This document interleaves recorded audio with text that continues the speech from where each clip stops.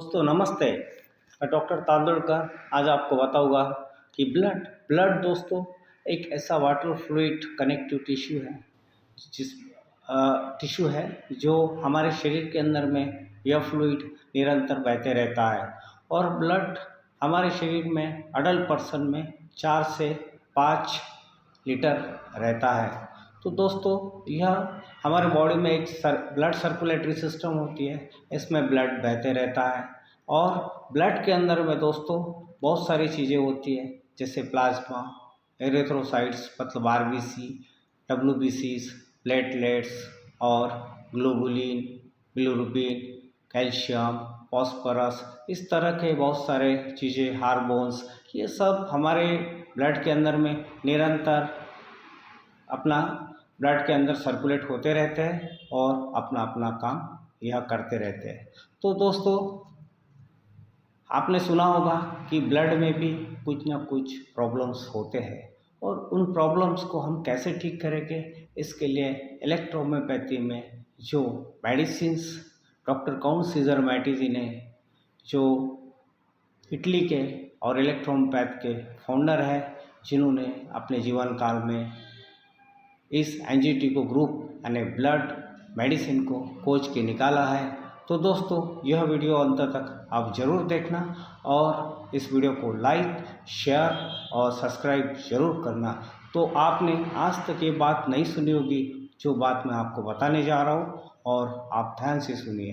तो दोस्तों हमारा ब्लड ट्रांसपोर्टिंग करता है हमारे ऑक्सीजन का, न्यूट्रिएंट्स का, हार्मोन्स का, और इन सब चीज़ों को यह पूरे शरीर में सप्लाई करता है। और यह सभी ऑर्गन्स को और पूरे बॉडी में हार्मोन्स यह सप्लाई होते हैं।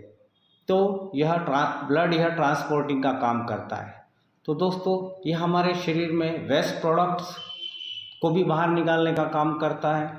यूरिया और CO2 को भी यह लंग्स में या किसी दूसरे ऑर्गन से यह एक्सक्रीट करता है, यानी बाहर फेंक देता है।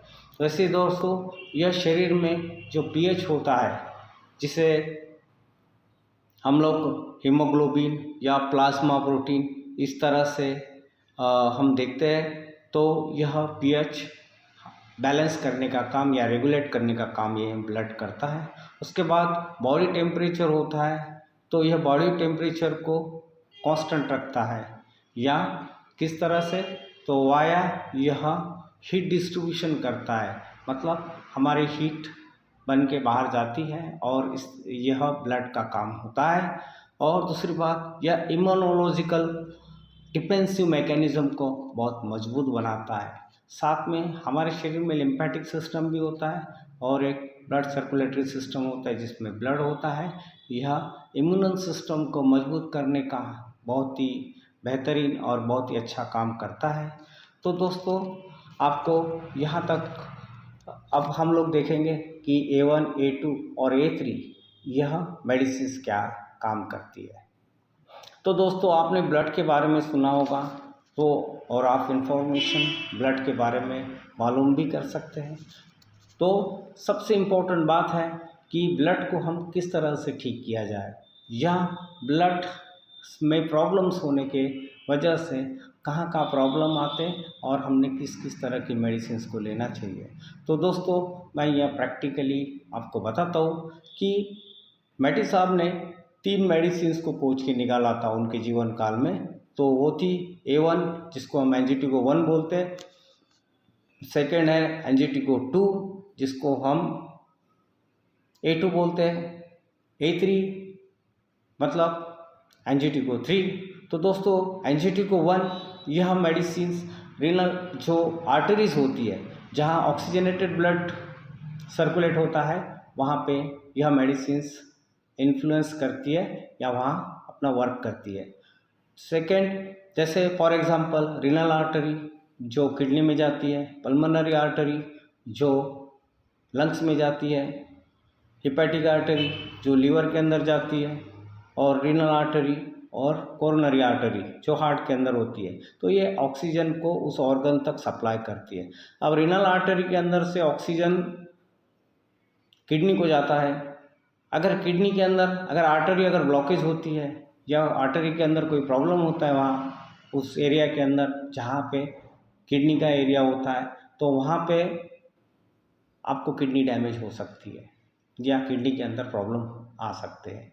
तो इसीलिए हमें किडनी के ऐसे समय में किडनी के मेडिसिन के साथ हमें A1 भी देना पड़ेगा, या अगर सिर्फ आर्टरी में अगर प्रॉब्लम है तो हमें A1 से ही उसका इलाज करना पड़ेगा। वैसे ही पल्मोनरी आर्टरी में अगर पल्मोनरी आर्टरी के अंदर अगर कोई ब्लॉकेज है और वहाँ जो ऑक्सीजनेटेड ब्लड अगर लंग्स में नहीं जा रहा है तो वहाँ पे हमें प्रॉब्लम हो सकता है, तब हमने A1 देना चाहिए।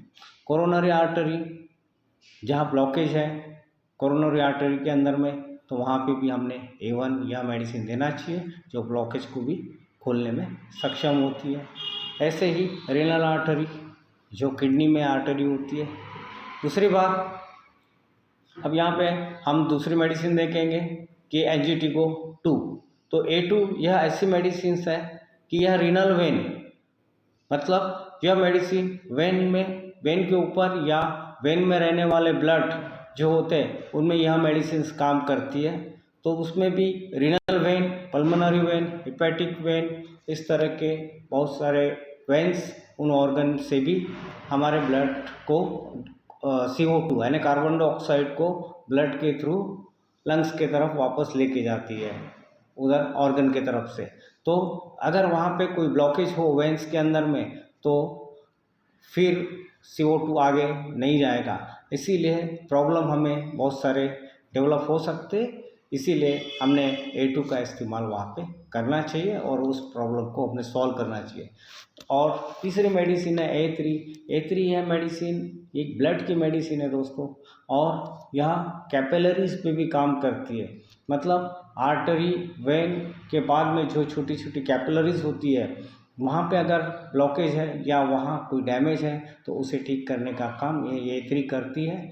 और ब्लड के जितने भी जो कॉन्स्टिट्यूएंट है, मतलब RBC, WBC, प्लेटलेट्स और कैल्शियम, फॉस्फोरस, हार्मोन्स, इन सब में भी अगर ब्लड सर्कुलेटरी सिस्टम के अंदर में ब्लड के अंदर में यह कॉन्स्टिट्यूएंट्स में अगर कोई चेंजेस आते हैं या इसके वजह से अगर कोई चेंजेस आते हैं तो भी हमें उस ऑर्गन के मेडिसिन के साथ या उस ब्लड के अंदर अगर कोई प्रॉब्लम्स होते हैं, जैसे ब्लड कैंसर भी होता है, अगर उसकी टर्निंग स्टार्टिंग पॉइंट है तो ऐसे केसेस में भी A3 एक मेडिसिन है कि जो उसे ठीक करती है। तो दोस्तों ब्लड की मेडिसिन में आप एक बात ध्यान में रखिए कि हम लोग ब्लॉकेज खोलने के लिए या ब्लड वेसल्स के अंदर में उसको ब्लॉकेज को खोलने के लिए जैसे हिपैरिन जैसे मेडिसिन यूज़ करते हैं, ऐसे ही इसमें यह मेडिसिन यूज़ करके हम उसके ब्लॉकेज को खोल सकते हैं। जैसे ब्लड कैंसर होता है तो ब्लड कैंसर में भी हम लोग अगर स्टार्टिंग लेवल पे है तो इसे हम सिम्टम्स और उसके जो तकलीफ है उसे कम कर सकते हैं। दूसरी बात कि ब्लड में बहुत सारे ऐसे ब्लड के डिसीज़ होते हैं जैसे एनीमिया होते हैं, या कभी कभी WBC बहुत कम हो जाना, प्लेटलेट्स बहुत कम हो जाना, इस तरह के जो भी समस्याएं हमारे शरीर में ब्लड के अंदर होती है जिससे हमारे शरीर में बहुत सारी समस्याएं उत्पन्न होती है, उन सभी समस्याओं का समाधान हम A3 मेडिसिन से कर सकते हैं, जिसे हम ब्लड की मेडिसिन कहते हैं।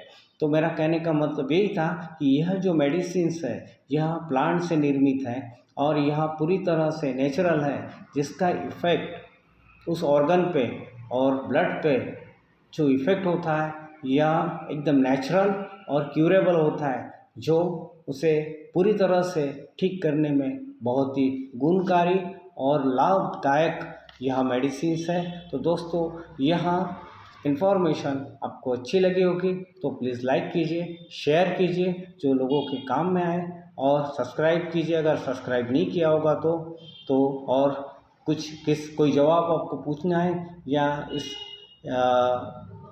कोई इन्फॉर्मेशन आपको पूछना है तो आप कमेंट बॉक्स में मुझे पूछ सकते हैं। धन्यवाद दोस्तों। जय मैटी, जय इलेक्ट्रो होम्योपैथी।